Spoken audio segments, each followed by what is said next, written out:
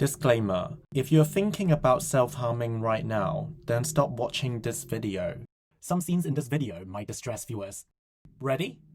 Okay. Here are some scars of my self-harm from the past. Don't try and claim copyright to it. And I put it up because I feel like I need to establish authorities before I can talk about this topic.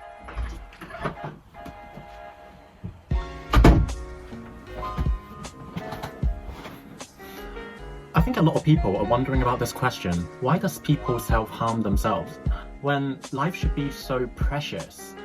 But before I jump into it, I just want to tell people who are thinking about self-harming or who has done it before, don't do it, and don't do it again. If I can, I'll leave a 1-star review on Google. It doesn't look good, and it hurts a lot, like freak loads. And I've just shown you some photos of my self-harm, so I think I've got some credibility in speaking about this topic. Who am I really, seriously? Some people might have self-harm a lot more times than me, and some people might have not self-harm at all but are a psychotherapist, and they manage to speak about this topic a lot better than I do.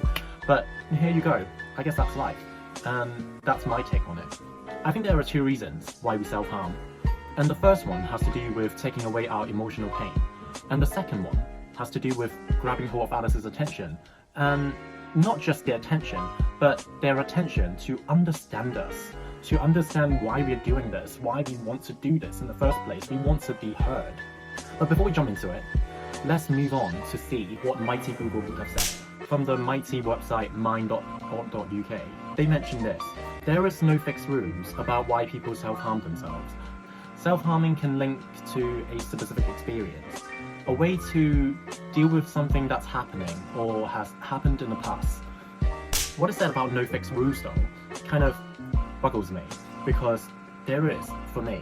I don't know whether for you there is or not, but I want to talk about my reasons, and I hope that it will resonate with you and your reasons so that it will stop you from doing it, or I can give you a little bit of a tip on how I managed to not self-harm.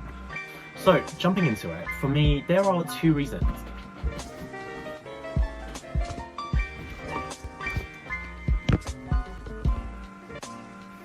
Let me jump into the first reason. It was to ease our emotional pain. For me, I'm a very sensitive person. By default, it's not like there's a choice. Or maybe I made a choice when I reincarnate, and I didn't know that I could choose. But I'm a highly sensitive person. If someone come and push me down on the nettle bed, I'll probably cry. Which I guess makes sense to a lot of people maybe. Or they will maybe fight back, but I'll cry. But anyway, when you have a large event that's giving you emotional distress, and then another thing kicks in, and a little thing kicks in, and then another little thing stirs it up, and that would cause just a really overwhelming emotional stress. Maybe there's a trigger that's happening right now, and that's an event that might be causing you emotional distress. And once that event has started, I may already feel overwhelmed because I'm highly sensitive. And then after that, you add up all those little tiny things that can heighten your emotions, or to make you think that you're not good enough as a person, which can be like, oh, my friend is not texting me for another hour already, and my friend texted me back, but what you said was so cold. And all these little emotions can add up onto your larger events that's causing you the emotional distress. It's like compound interest. And then after that, you're thinking, okay, right, I've got that much emotional stress, what am I gonna do? And your brain has this mechanism of defense where it's gonna tell you that, well, maybe removing that pain with another kind of pain would be easier. So we go ahead and self-harm. At least that's what happened to me. That isn't the right way to do it, and our brain was tricking us into doing it. So the second reason is something that I had to think about really long before I can actually tell you all on a video here, which is to grab hold of another person's attention in order to be understood. And when I mean grabbing another person's attention, I don't actually mean like, hey, I need you right now. Because think about it, when you're thinking about self-harming, you're probably weeping, eyes all red, in your pajamas, with really messy hair. It's fundamental as humans that we need to be understood. Stephen Covey in his book, 7 Habits of Highly Effective People, which I recommend everyone to read, by the way. The 5th habit is about understanding another person first before being understood. And that's so important, because fundamentally, everybody wants to be understood. And we know when someone is making the effort to try and understand us, or not. Because Maya Angelou also said something very similar.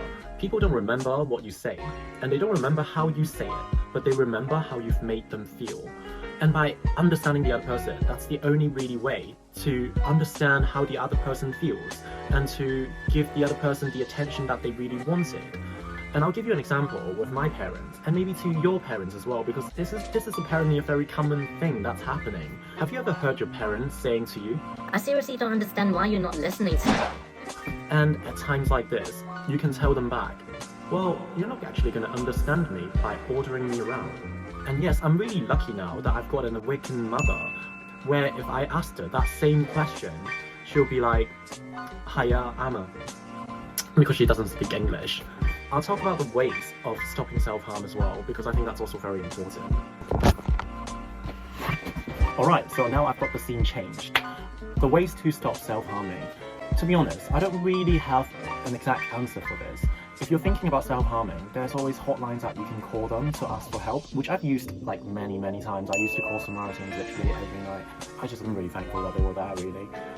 But other than that, here is my way to cope with the overwhelming emotion in the first place that might cause the self-harm thinking.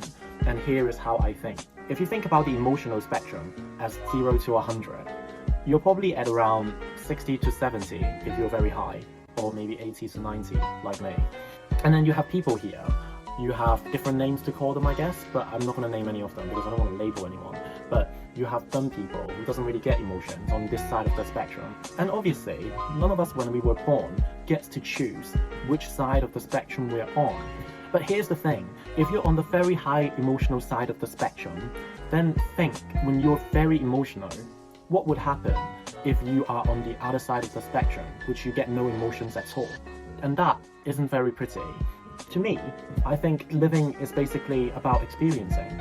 And experiencing means to experience every single emotion that you're getting.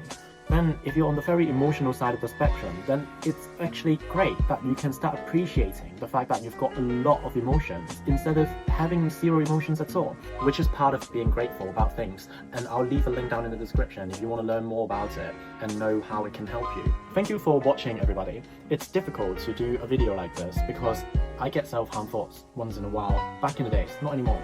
But I think my mind has upgraded in a bad way to think about suicides now instead of self-harming. But let me know how you think down in the comments below.